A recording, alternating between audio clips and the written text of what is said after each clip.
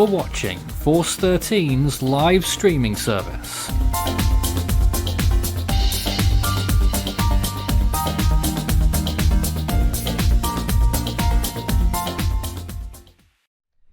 Hello and welcome to Force 13's forecast for the upcoming Northern Hemisphere cyclone seasons around the world. It's the first forecast that we put out, typically in the beginning of April, in the first days of the month. Our next forecast after this, if there are any changes to make, will be at the end of May, on the eve of Atlantic hurricane season, on May 31st. So I'm sure a lot of you are wondering what to expect this upcoming season around the world, particularly in the Atlantic, whether we'll see more activity like we have in recent years. Of course, there have been some very impressive storms that have struck in multiple basins actually in recent years, such as Dorian last year, and obviously some of those powerful typhoons that we also saw. So on the ground here, we're about to find out what the projections are for this year. So in the Atlantic, we are expecting 14 tropical storms, 6 hurricanes, and 3 major hurricanes in 2020. The chances of it being a below average season are rather low, 17%. Near average is the highest at 44%, and above average is at 22%. An above average season cannot be ruled out, and another caveat as well, just to point out, that's only tropical storms. Subtropical is not counted in those numbers.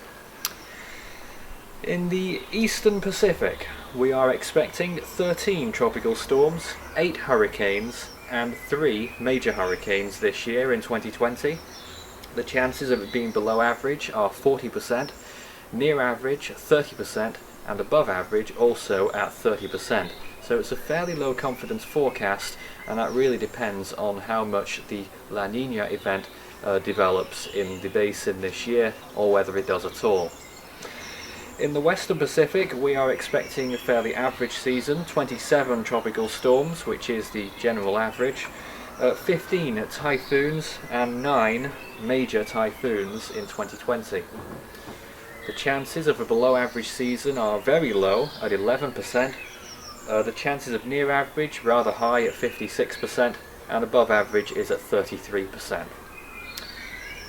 And in the North Indian Ocean, we are expecting a total of 6 tropical storms, 2 cyclones, and 1 Category 3 cyclone or higher. So let's get into the nuts and bolts of those predictions and what we're expecting by basin. So the Atlantic key messages, which will now be displayed on this board behind me. So we're looking at a 50% chance of major hurricane activity near the Leeward Islands and the Bahamas. So again, another season that will threaten these islands is looking likely. 50% chance of hurricane activity in the Western Caribbean, and in particular the Yucatan Peninsula, which is what we're looking at as well. A 50% chance of a Category 5 anywhere in the basin. Now, we've seen a lot of Category 5s recently. It's never particularly common in the Atlantic, to be honest, so it's not always a given that we will have that, but a 50% chance this year. A 30% chance of hurricane activity off the coast of Louisiana, the Gulf Coast, and into eastern Texas. That is the likely hurricane hotspot that we will be seeing this year. So that's another area to look out for. The likelihood of hurricanes, we are looking at a strong possibility that hurricanes will persist through the Caribbean Sea, from the eastern part of the sea right the way through, possibly to the Yucatan, possibly into the Gulf of Mexico this year. We're expecting typical activity for the US East Coast between Florida and North Carolina, so we can't rule out hurricane impacts, but we're not expecting anything more or less than what we would normally expect. And up towards the northeast, we are seeing the possibility of hurricane activity, and even major hurricane activity could happen off the northeastern coast, so that's something to watch out for. We'll get into that a little bit more shortly. And also we are looking at quite possibly some more early recurvers, so hurricanes in the eastern part of the Atlantic recurving early, much like Lorenzo did last year, and possibly reaching significant major hurricane status. So that's the Atlantic. Let's look at the Eastern Pacific then. So this is what we're expecting in the Eastern Pacific in 2020. There's not as much to say about this basin. A 50% chance of storm activity on the Hawaiian Islands, which is rather interesting. That's a much higher chance than usual. So there is the possibility of tropical storms, or a little less likely hurricane impacts on the Hawaiian Islands. A 60% chance of storm activity on the Baja California Sur, and that could quite possibly be hurricane or major hurricane activity there as well. And a small chance of major hurricane landfall between Colima and Sinaloa in Mexico. That's an area that we've identified as the most likely target area for a significant hurricane impact, but it's not particularly likely. But if it was to happen anywhere, it will probably be there. And we expect the peak to be in September. Moving on to the Western Pacific, a rather interesting array of tracks here, and the main point really is a high chance of significant typhoon impacts in western Japan and over to central Japan. So the Japanese islands look like they're going to get some significant typhoon impacts this year, possibly more than what we saw last year, believe it or not. Also a high chance of significant typhoon impacts in the northern tip of Taiwan, and also the extreme southern part of Taiwan. Central part not so much, but on either side we could get two channels of typhoons, the northern ones coming in from a further easterly direction, the ones in the south recurving up from the Philippines from Luzon towards Taiwan, and could be significant major typhoons. The Philippines itself, Luzon is the typhoon hotspot of the world, cyclone hotspot of the world. So as expected, we are expecting more significant typhoon impacts there. It's extremely rare that a year doesn't produce one for the island of Luzon in the Philippines. We are also looking at the possibility of significant typhoons in the South China Sea. It's not explicitly marked on the map, but it is certainly a possibility. And also, rather interestingly, a high chance of seeing a typhoon this year in the top 0.5% of all typhoons. Now that means a typhoon of 195 miles an hour or greater. We're indicating a high chance that we might see one out at sea in the Philippine Sea this year. Usually those extremely powerful typhoons don't affect land at full intensity. One notable exception, Haiyan. We're not expecting anything like that, particularly because the southernmost parts of the Philippines were not expecting significant impacts this year. Average conditions expected in southern China, in Hong Kong, in Vietnam, in Macau. All of those areas we're looking at average conditions. And we're expecting lower than normal chances of impacts in eastern China, and also in the southern, as I said, southern Visayas and in Mindanao in the Philippines. We expect the peak of this year will be in September, closely followed by August in the Western Pacific this year. In the North Indian Ocean, not a huge amount to say, but we are looking, obviously we're expecting 6 storms, so the North Indian Ocean is always much less active than the other areas, and they have two particular peaks, generally May and June, and then again in October, November. We're expecting the October-November peak to be much largest, with probably 2 or 3 storms between October and December. But we're expecting a higher than average chance of a significant cyclone impact in eastern India and in Bangladesh. Now that could happen this month or next month. Because of other analogues, we could see a Fani type storm, we could see a storm like the Bangladesh cyclone in 1991 at a worst case scenario, and also the one in 1990 as well. So we could see some kind of activity like that. We'll wait and see. That will be the first indicator of whether these predictions are correct or not. We're also looking at significant cyclones in the Arabian Sea. They're possible but unlikely. They're much likely to be weaker storms in the Arabian Sea this year, but they could still impact the Arabian Peninsula. And activity will strongly favour the Bay of Bengal this year. Okay, so now on the floor again you can see the maps This is what we're expecting in the United States this year, looking at tropical storm conditions. Now you can see the red zone is over on the right hand side there, over in North Carolina. That's where we're expecting the most probable chance of tropical storm conditions, followed by a few areas, particularly eastern Florida, also into South Carolina in particular as well, over 50% chance there. And also looking at Louisiana for potential impacts, and the central part of coastal Texas. So that's for tropical storm conditions, which, you know, a lot of areas get tropical storms. So let's look at hurricane chances. We are expecting a lot of clippers that will be affecting the outer banks of North Carolina. So that is where the biggest risk is. The chances there up to about 40% for the outer banks of North Carolina. In Florida, chances are pretty average there as well. That's the next most likely location. And then also we're looking at the coast of Mississippi heading in towards New Orleans, and Alabama going the other way for the tertiary peak potential. Looking at major hurricane conditions once again as well, you can see there even parts of the eastern United States extending all the way up to New Jersey has a small chance of major hurricane impacts this year. We can't really pin down any places in particular in the US for major hurricane impacts, which really tells us that most likely there won't be a major hurricane impact in the US, but if there was to be one, it would probably be in southern Texas near the border with Mexico. Looking at Mexico now as well, you can see here the western part of the coast has the highest chance of tropical storm conditions. Another little note as well, you can see Colima is particularly shaded in. That is because of the islands off the coast there as well. They're part of Colima province, so it's not necessarily true that the mainland will be affected in that way.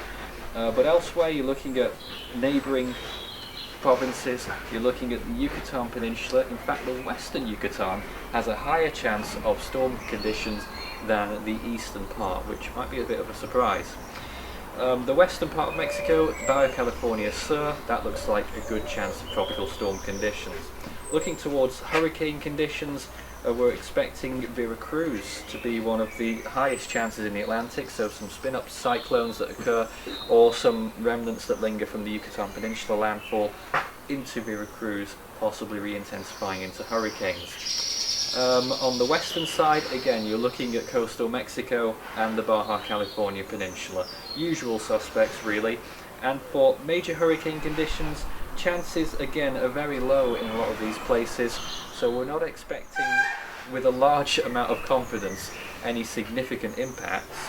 But if it was to be anywhere, it would be in the Yucatan Peninsula and possibly in Sinaloa or Nayarit. In the Western Pacific, finally, as you can see, a rather shaded in map, a lot of areas that we'll expect to see tropical storm conditions. This is normal, it happens every year, but any places to point out there? I suppose South Korea you might want to take particular notice of there, and extending into northern Japan could see tropical storm conditions. So really favouring a higher latitude than usual this time around in 2020. So looking at typhoon conditions, you can see the Philippines, obviously Japan, southern Japan, particularly Shikoku and one or two areas of Honshu, also with a high chance. You'll also notice that Tokyo is particularly shaded in as well. Again, that is because those islands extending all the way down to Iwo Jima are considered to be part of Tokyo, and they get hit every year. So I wouldn't read too much into Tokyo, just look at the areas around it. But again, you could see as far north as Hokkaido could still get typhoon conditions, though at a moderate chance, so that's something else to watch out for. Now looking towards China, the southern part of China around Hong Kong probably will get a typhoon landfall. It's a very high chance of that happening. The Ryukyu Islands are extremely likely, over 87% chance. And the Philippines coming in second, or third actually, the central part of Luzon and the northeastern tip, which is particularly susceptible.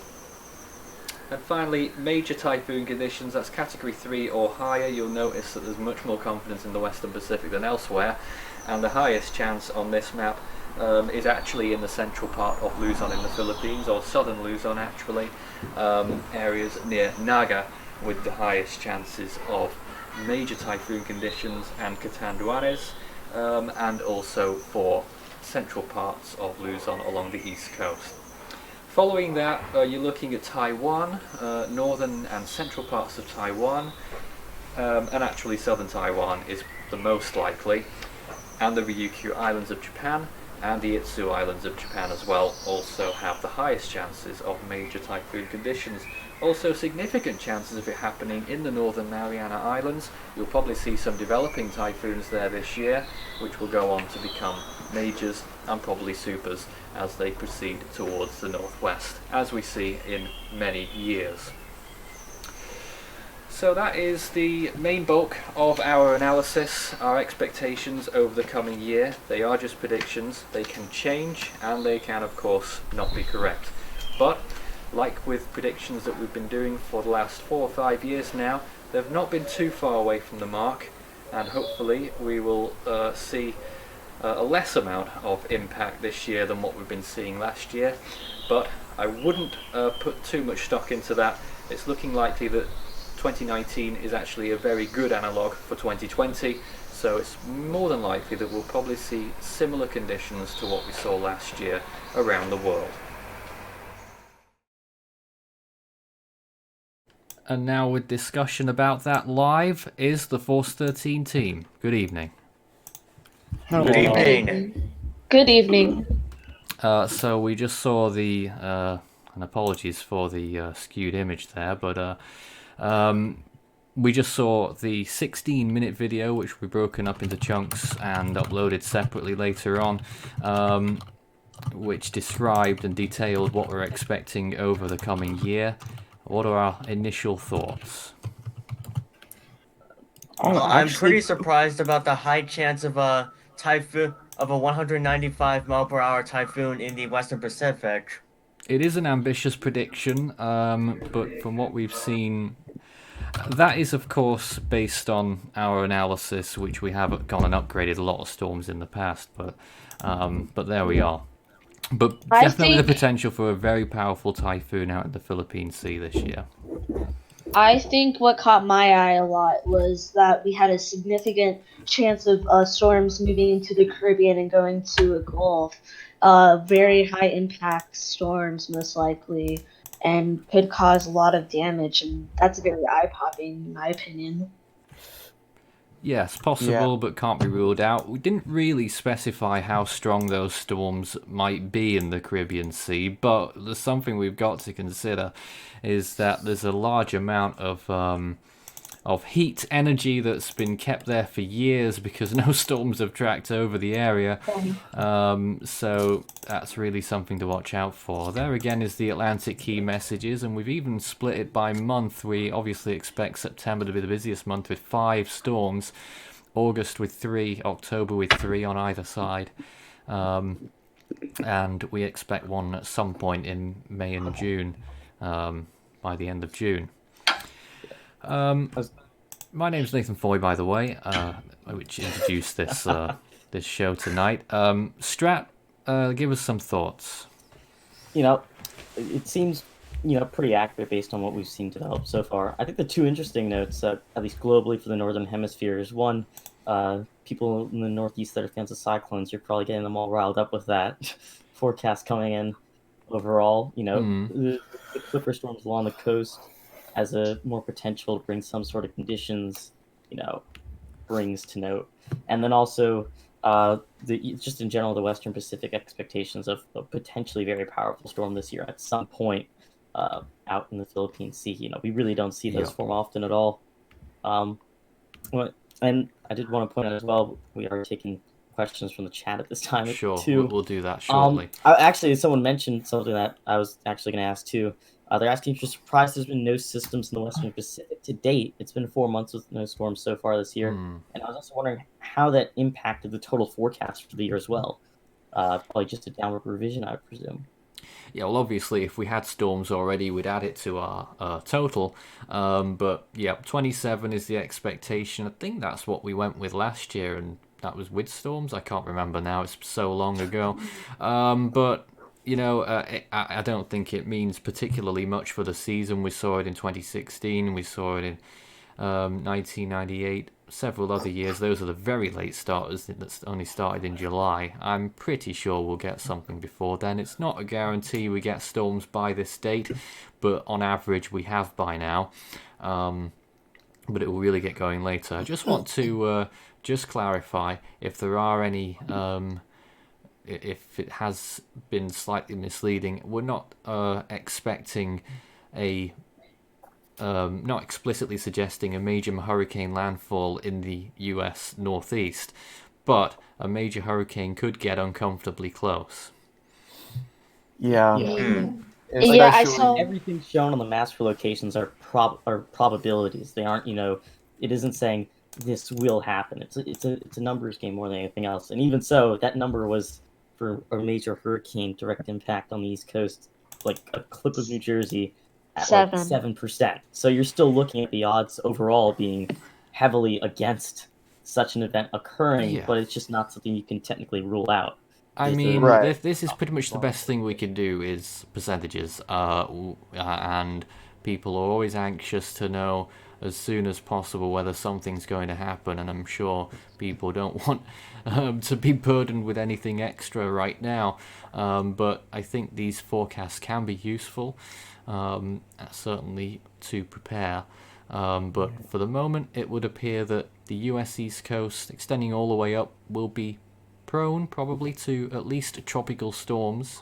An interesting slither of higher probabilities over the Delmarva Peninsula into Maryland, Washington DC, and up towards Pennsylvania. So that's interesting as well to note. Yeah. Yeah, and I've been seeing comments about like people saying, will we get Irene track storms? Will we get Possible. Katrina type storms? Not likely. The thing is, that's not likely. Irene, there's a shot of a sort of Irene-like track storm, but of course, these are just percentages. They can only tell you what the percent is, even when it's not a guarantee. Right. And the other thing to take into consideration is really about the correlation between active seasons and how strong the storms can get as well. So you do have to take that into consideration because last season we saw a lot of tropical systems, but only very few were actually made it to hurricane status or even major status. Yeah, I think it's always important to note that one storm can make the whole year happen. Basically, you can have a season like last year where we had a lot of named storms, but almost all of them were relatively weak. I think out of 18 or 19 named storms that formed, only 6 reached hurricane status. But one big storm can really change everything. I think that's important to keep in mind. Yeah. Also, the other thing was that to point out, as Nathan did say in the pre-recorded bit, that the forecast doesn't include subtropical storm formations, which do happen. So we could end up seeing a generically higher number just based on a couple of subtropical formations happening. Last year I think broke the record for the most subtropical cyclones in a season. So you never know when you're looking at things with this, when you're going to see all these atypical formations occur. Yeah, sea surface temperature anomalies will probably play in a lot to that kind of thing. I see a question from the comments. It's saying, Forex 13, do you see a 2017 or 2005 season repeat of its over average? No, it's not. It's not a year like 2017 or 2005. We're looking more towards, last year is the best analog, I gotta say, for the Atlantic. Not to say there'll be another Dorian, but you'll probably see some storms that might remind you of 2019 storms in one way or another. Another analog that we found is probably very strong, 1979. So there could be a David or Frederick type storm. Those two cruise through the Eastern Caribbean David did into just off the coast Category of Florida. 5. Category 5 when it struck the Dominican Republic, and Frederick, of course, blew up in the Gulf Category 4. Although if there is a Gulf impact, it looks like, and no guarantees, it will probably be further west. We're looking somewhere west than that. I can understand that Ike comparison actually, but we're not expecting a long tracked version of Ike. Just if there was a Gulf impact, it would most likely be a shorter lived storm that forms either on the entrance to the Gulf or in the Western Caribbean somewhere. Yeah, I definitely think I'm not sure about what you think about this, Nathan, but I do think we have a pretty good chance of seeing some monsoon Western Caribbean monsoon gyre systems try to form. Just looking at the OHC, the Upper Ocean Peninsula. Yeah, can't be ruled out. And a lot of them happen late season. There's the odd couple that can happen early season as well, so something to watch out for from, say, June, July onwards. Yeah. But that's the Atlantic. We'll move over. I don't know if we've got many questions about other basins right now, but if you do have a question for us, do send it in. I don't know how long we're going to be here for, because this was really thrown together at the last moment, because the initial broadcast took a very long time to produce. But obviously those were the key messages, so if you've just joined us, I'd highly recommend going back to the start of this stream to get the latest, and we'll upload them as well. But if you do have any questions, send them in. Start your message with Force 13 all in text. There's a question there. Is there a chance that a system near the Azores will become tropical, and what are the chances? I don't know if they're talking about something live right now or in the future. They might be talking about something live right now. They were talking about it before the stream started. I think there is an Azores system. Like, it's probably not going to form. It's probably, I would presume it's cold core, or otherwise there'd be much more attention, being placed on it at the moment. Something can look tropical, just if you're looking at visible or certain satellite imageries of your choice, but not actually be anything because the core of the system is just 100% cold. To be subtropical or tropical, it has to be warm core, or asymmetric warm core, and based on, I just pulled up a model really quick, whatever this thing is, it looks to be cold core, and it's probably going to disintegrate in the next 36 hours anyways. So probably nothing's going to happen with that. Yeah, I'm looking at it right now, and it's pretty much a cold core system. It's one of those where it looks like it's subtropical, but it's still a really cold core system. You can see. Some people would confuse this as a potential, a subtropical system, but it's really So we've quickly gone from predictions to tracking live right now. Yeah. It does happen. There was a question I wanted to pick up on, is whether we'll see activity in May. Well, we have split it up into months there, and you can see 0.2, so that's around a 20% chance we'll see a storm in May. We're pretty confident, 90%, that we'll have a storm by the end of June. That's all I can really say about that. Yeah, someone asked, I think this wasn't in the forecast at all. These are probably harder to get in than the typical. If we're expecting any sort of Mediterranean activity this year. Probably. For some reason, it seems like those at least have been happening one often in recent years. I think we had at least 2 Medicanes last year or something like that. I also saw a question about, do you think we'll have a system like in the Caribbean in November, like Paloma? I mean, it could never be ruled out. I'm not fully sure on that one, so I'll just have to abstain from actually giving you an answer. But November systems, most likely there will be a November system, but it would be crystal ball kinds of things to be able to tell you where and what date or anything like that. Yeah. But I know we haven't discussed this much, but I'm not sure if not everyone knows about this, but it looks like we're probably gonna get into a La Nina state. And the Eastern Pacific season forecast is really betting on Damper. that being the case, because not predicting very much activity over there. Just 13 tropical storms, 8 hurricanes, 3 majors. You can see the percentages there. I picked it up in the broadcast. It's a very low confidence forecast. That the average is 16, 40% chance of below average, just hedging it above the 30% for the others. So that's something interesting to look at. For the Eastern Pacific, and again, those key messages, possibly a long tracking or multiple long tracking hurricanes. I mean, it does happen most years anyway, but a potential storm impacting Hawaii, or it could just activate that shield like it usually does, and it will dart one way or the other. That's what tends to happen in Hawaii. Yeah.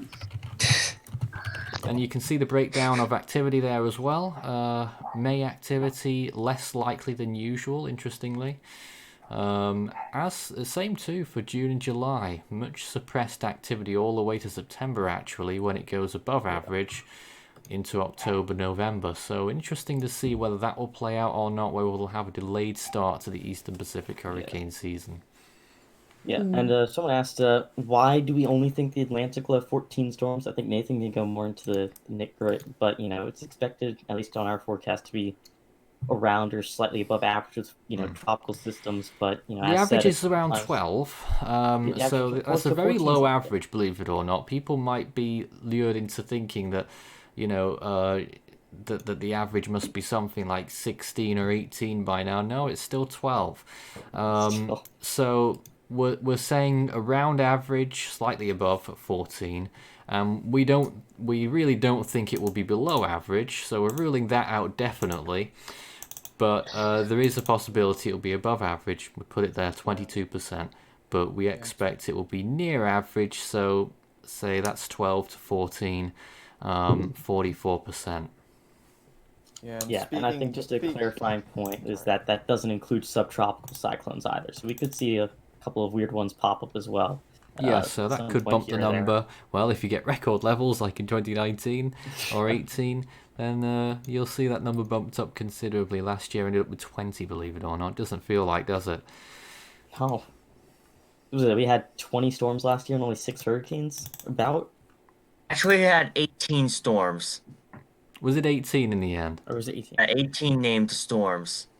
18 named storms and 6 hurricanes. 6 hurricanes, 3 majors. Low peak intensity. Some people storm argue that season. TD3 was a tropical storm, but there we go. Why? That's getting into saying that's kind of getting into the arguments of PTC 10L being Oh, a tropical God. storm along those lines. Operation Someone's 3 asking, was a is it- useless storm that wasn't named for a good. Someone's asking what we're going to see with South Florida at some point in the year. I think the probabilities map, in general, the east coast of Florida is at a higher risk than the west side of the state and the Panhandle. And I Yeah, think well, it's if you're thinking about tracks, it's quite possible that we'll see weak storms coming in from the Gulf side, and the more intense storms, which is pretty normal climatologically, actually, coming in from the Atlantic side. But what we'll probably see, if there was a hurricane to strike Florida, it would most likely come from the south or south-southeast, so from Cuba, basically, into Yeah. Florida, and then probably riding the coast. So that would be the most probable hurricane impact if it happened. Again, those percentage chances you're looking at there, it's about 27% in those highest percentage areas. So it's a 1 in 4 chance. Yeah. And personally, Um, I don't think we're going to be seeing I don't see a below average season. Do you know when the last below average season actually occurred? Does 2015 count? 15?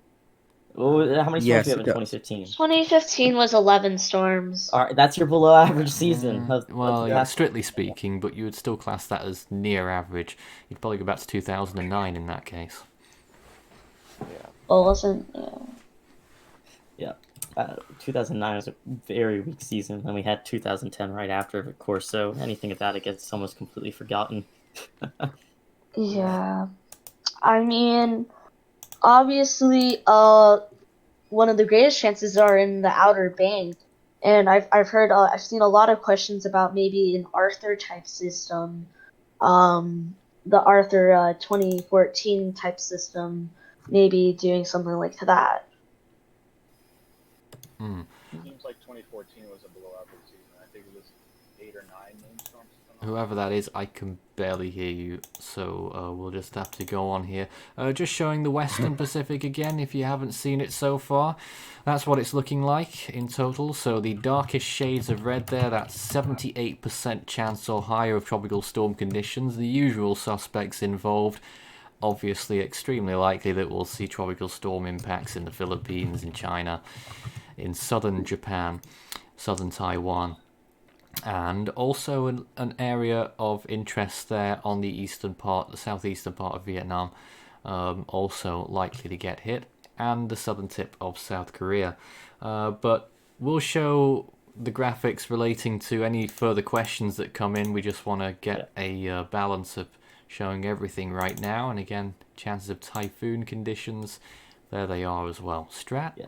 I will say with the Western Pacific tracks, it is kind of not weird, a bit unusual to see kind of more of the southern half of the Philippines, and especially now, have a general less chance of any too significant impacts this year. I feel like we've kind of gotten used to seeing horizontal track systems, going east to west, go straight through the Philippines, rather than seeing, storms start in the Philippine Sea, come close to the Philippines, and then curve off to the north right on the edge. And those horizontal tracks might still happen, but it would be in Luzon. Yeah. Yeah. Also, something I find quite interesting is that it's just like how it's very average season, but are we expecting a bit more above average major typhoons, or are we expecting a bit average or below? We're expecting 9. I actually don't have the figure of what the average is in terms of majors, just that the named storms is 27. And that's what we're expecting this year. Just to break it down into months there, just over 1 in May, 2 in June, 4 in July, 5 in August, 5 in September, 4 in October, 2 in November, and 1 in December is the expectation. All around average numbers there. Maybe a bit of a boosted start, a quiet, fairly slightly more quiet middle, and an average end. But I think we'll definitely see one typhoon, at least one typhoon that will really stand out and be extremely powerful. I have a good question here. This person said, "Do you think a storm will affect East Russia?" That's don't know if that would exactly happen. That's a really good question, because and very valid as well, because if you go back to that tropical storm impacts map, Eastern Russia is actually coloured in at, what's that, 22%, I think that is. So you could see some, what we're really noticing here is an increase in latitude in cyclone activity, so they may get shot up towards the north there much more quickly and still be tropical by the time they land on the east coast of Russia. Well, we'll see, but no guarantees on that. Hokkaido, much more likely to see a cyclone impact there as still a tropical entity, and indeed parts of the Korean peninsula.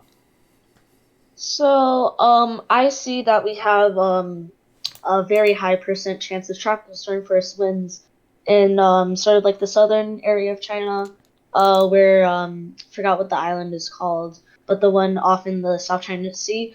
Are we expecting are we expecting tracks to sort of move north into it, or sort of just move west into it?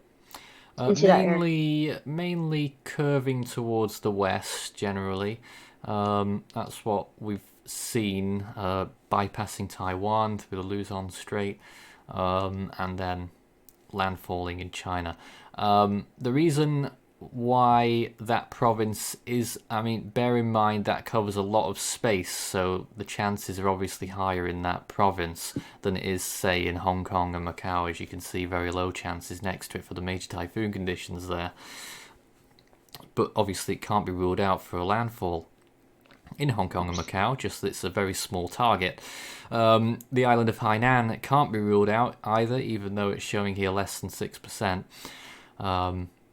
So again, that's something to watch out for, and I'm sure they're prepared for it, as they've had many in the past. But certainly a typhoon can't be ruled out further south, but it would favour further north. I have a question. This person says, do you think we can see another or even stronger O-dial in the East Pacific? A stronger Odile? Yes. Well, that storm occurred in 2014. That is something I've not yet thought about. Going back to the Eastern Pacific tracks there, it's not one case study that I was looking at. I would expect, no, probably not a stronger Odile. If anything, a weaker Odile type storm is more likely. The only way I can see a strong hurricane impact on land is a recurve into Mexico, something like a Kenna. But that would seem to be rather unlikely. Yeah, and I just saw another question about the East Pacific slash Central Pacific, mainly about any Hawaii landfalls also. I mean, any Hawaii landfalls this year. Hawaii, yeah? Yep. Well, can't be ruled out. We know, again, that hurricane shield that Hawaii seemed to put up every time one approaches and it just goes a different way could happen again. And we have perhaps deceptively placed a line directly over the big island of Hawaii. That, you know, they could pass either side, but odds are, again, 50% chance of storm activity on the Hawaiian Islands. That's tropical storm conditions being felt on the islands. Most likely scenario, I would expect storms to pass just to the south and maybe impact the western islands more.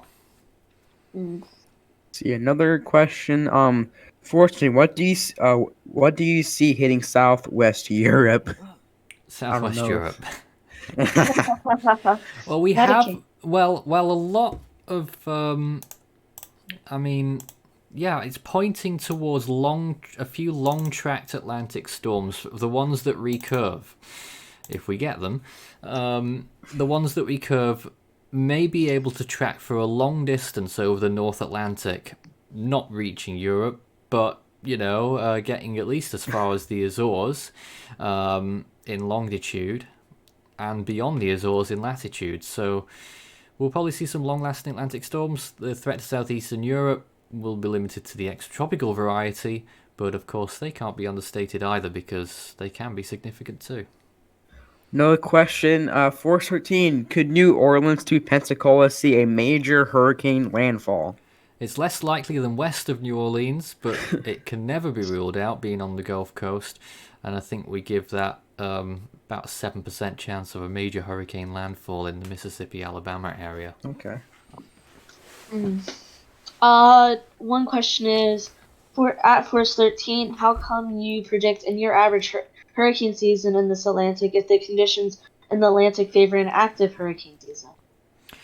Well, again, it's not a given that an Atlantic hurricane season is going to happen just on sea surface temperatures, which is the main conductive element right now in the Caribbean, extremely high. I really think at some point it's going to go bang there.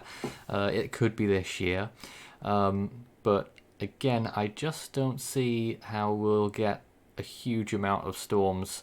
But I do think we could get a handful of powerful storms. I don't know if you guys disagree in the studio here, but you can go right ahead if you do.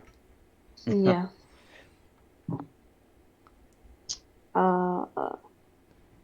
No, I guess not. No one's disagreeing with me here right now. Nope. One thing that I caught eye-popping was that there is a 50% chance of the Cat 5 in anywhere in the Atlantic basin. Yes, we couldn't really place it, but somewhere in the Atlantic basin. But I don't think that's a particularly helpful stat, to be honest. I did see some more questions that came in earlier. I don't really want to miss them. Or did I? I'm Are trying the to water see. temps in the southern Gulf and western Caribbean warm enough for a major right now? Let's That's a see. good Let's question. go. That's a pretty good question. I haven't looked today what the sea surface temperatures are. No, but if you Right want us to now. do nowcasting, we certainly can. The Gulf of Mexico, fairly warm in the southern extremity. 26 degrees, covering about half of the Gulf, actually. So, yeah, would support a tropical storm or maybe a hurricane. Unsure. Off the coast of the US, though, very cold. 22 degrees, really. Cold enough for a I remember normal Atlantic storm earlier. to form. I remember earlier that someone asked about, is there a chance of a storm anywhere like Tip? A storm like Tip. Yeah. Yeah, I can tell you we can't rule out a storm like Tip. Yeah. Now, of course, that storm is, well, maybe not as rare as people might think. Just on analysis that we've done in recent years. For instance, some of the other typhoons that happened in the 1970s have probably been underestimated. Typhoon June, probably underestimated. It was probably 200 miles an hour plus. Typhoon, oh, what was the other one? Nora, Typhoon Nora of 1973. Probably understated, probably at least 200 miles an hour. Probably had a pressure of around lower 870s. Typhoon Vera of 1959 probably had a pressure below 873 millibars based on recon data. So there's some very interesting typhoons that could match or even exceed Typhoon Tip, which itself may have had a lower pressure than the 870 millibars they detected because of a large recon gap. So, but there we go. That's quite a big digression. But yeah, significant, powerful typhoon, but almost all of the most intense typhoons are not at their full intensity at landfall, and that's a very important point. Yeah. One thing I want to point out that most of the subtropical region in the Atlantic is starting to reach into almost 15, 16 degrees Celsius. So most of those early season storms, that we usually see like Arlene that have formed 18 degrees Celsius water, that can happen anytime now. Water is getting to that temperature. Lovely. There's a question there, what are the chances for Singapore? Well, Singapore's only ever been affected by one storm in the records. I highly doubt that there'll be anything for Singapore or indeed the Malay Peninsula this year. The Malay Peninsula slightly more favourable for typhoon impacts. What do you think the chances are of seeing an early season storm in the Atlantic? As in before the start of the year? Before it start, June 1st. All I could tell you is chances of a tropical storm before June are low. But there could be a subtropical one at any time because we just know what the Atlantic's like these days. Subtropical storms are very different than tropical storms in the way that they form and what they need to form. I had a question from Patriots Tracking saying, when will you release analysis for every storm's intensities in the Westpac and Atlantic in cyclone history? Oh, that's, what, every storm ever? Yes, on our Cyclone History project. That will take quite a long time, I can tell you that right now, because the Cyclone History project, we're getting to grips with the best track database for every cyclone in existence. You might think that's a big project. Well, it is. There's 11 million cells of data to work with, so that will take quite a long time to iron out. It'll be over the course of quite a few years. But we will get at least a listing, a catalogue of all cyclones in the world, hopefully in the next year or so. Sounds like a long time, but we'll get there. Yeah. Another question. Do you think there will ever be a hurricane in the South Atlantic ever again? Well, all I can say really is if you've seen it happen once, it will probably happen again, and has probably already happened before over the course of the 4.3 billion years of Earth's existence. So Yeah. I just don't know when, because we don't have enough of a record to establish the return period. Someone asked, where's the biggest risk area this year according to us? Well, again, you'll have to be more specific if you mean the whole world. Obviously, the cyclone hotspot is just off the coast of Luzon in the Philippines.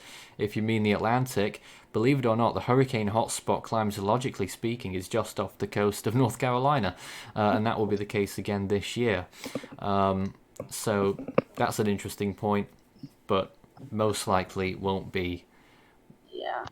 Will probably not be the source of most impact, but can there be there's an the Ivan uncertainty. in the Caribbean?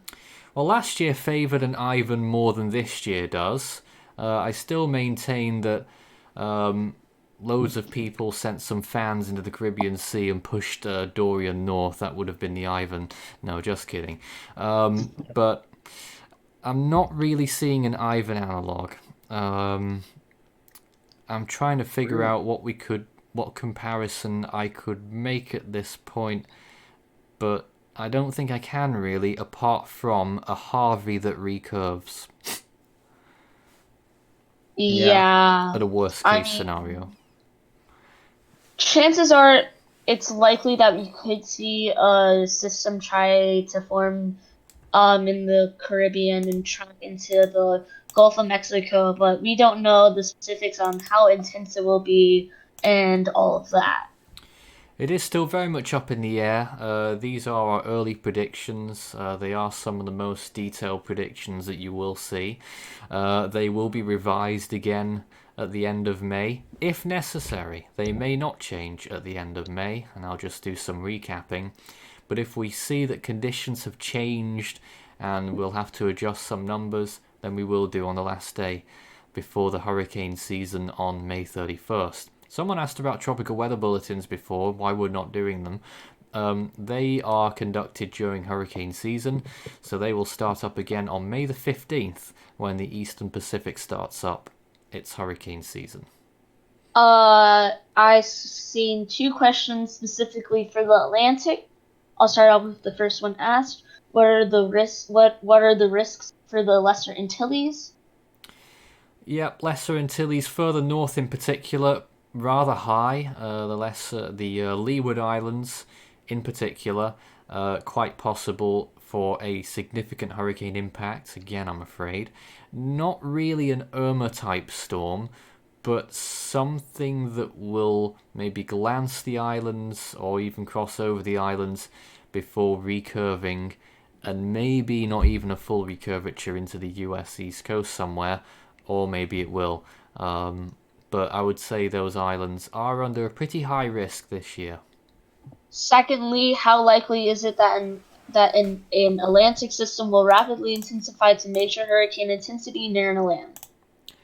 You can never rule it out, especially with warm sea surface temperatures, and if one does get, if it's not being carried quickly by a front or whatever off the US East Coast, a storm could intensify in that Gulf Stream. So there's always that potential. I would say it's rather unlikely that we'll have a situation like that. You'll probably see the main rapid intensification areas being the main development region,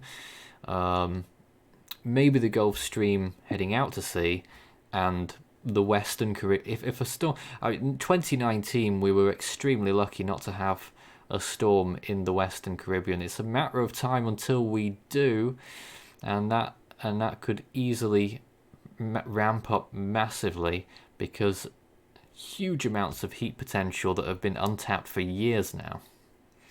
Yeah, I mean, last year I saw like insane upper ocean heat content, and I remember everyone was waiting for a monsoon system in October to form there, but it never did, and now those waters are untouched.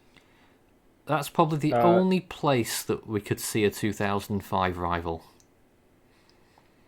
Western Caribbean. Nathan, I saw a much earlier question that someone asked, what could have Dorian done if it hadn't reestablished its center northward?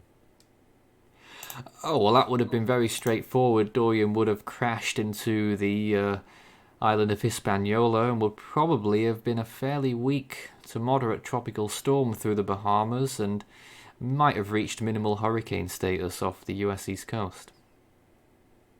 It's a Yeah. Could we have question seen a from Miami landfall? Well, if it were going to be a Miami landfall, it would have been a pretty weak one. But, of course, it was fine margins with Dorian, and indeed, at one point, as we recall, all the models predicted the Florida landfall.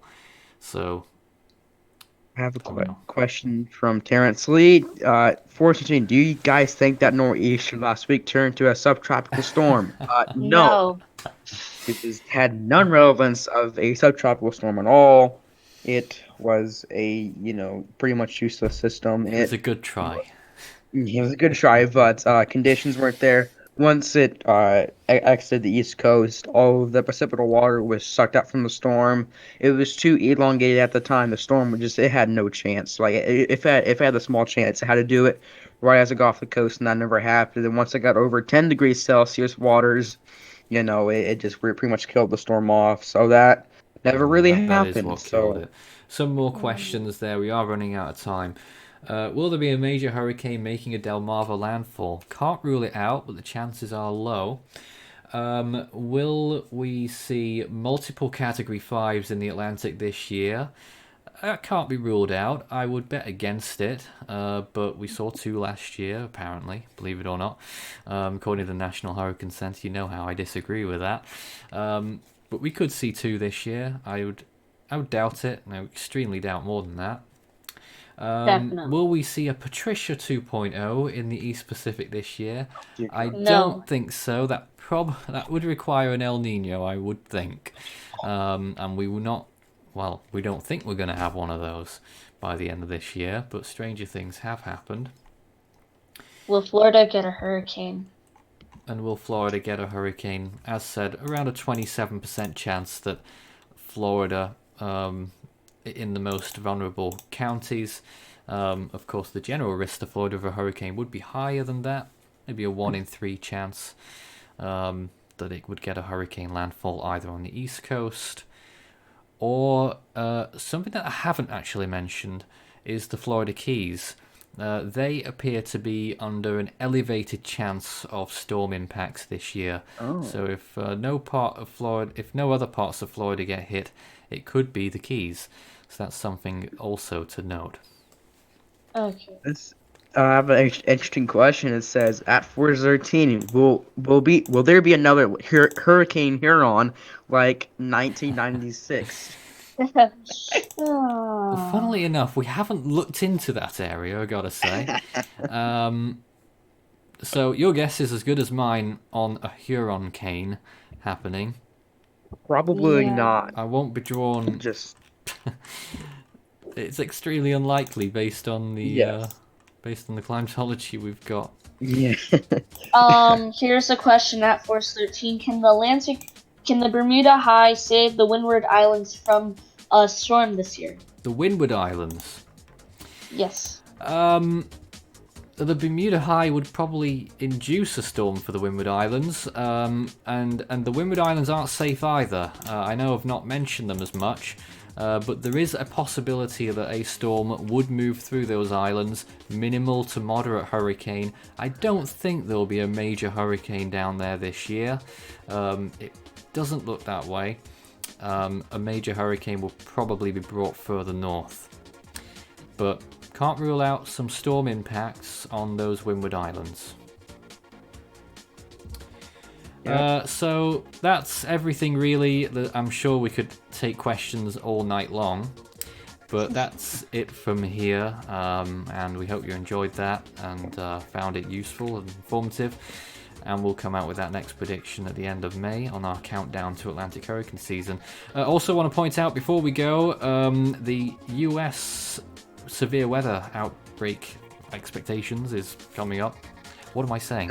Sunday, a significant chance of severe weather, so we will be live somewhere. We don't know whether it's going to be on our main channel or on the US channel yet, but if you haven't heard of the US channel, go on to it, Force 13 US, and subscribe to them, and they'll be producing updates on upcoming storm activity domestically in the US. Yep. Yeah. Anyone want to pick up on that? Yeah. I guess I'll pick up right now. We do have there's really a kind of pretty much a setup that most likely is not going to bust. There's a big chance that it's pretty much not going to bust in general because the way it's all set up. So most likely a big tornado outbreak. If not, it's going to be a big derecho event, and that means some pretty strong winds going in through most of the southeast area. A big line extending from probably Cincinnati, Ohio, all the way down to probably the southern Gulf states, and extending all the way to the East Coast. So it'll be a big, probably almost 2 to 3 day event. As this marches through the south all the way to the East Coast and off into the Atlantic. Some of the states that will probably be mainly affected by this system will probably be Louisiana, Mississippi, Alabama, Georgia, Tennessee, and Arkansas. Gosh. If you missed this broadcast, you can catch it again when this finishes up. It will be published as a separate video, and we'll be doing little mashups of the key points. Thanks for watching. Have a great night, and enjoy your Easter weekend, because believe it or not, that is actually happening despite all of this world crap that's going on. Good night. Good night. Good Good night. Everyone. Stay safe. Good night, everyone. Yeah. Be safe.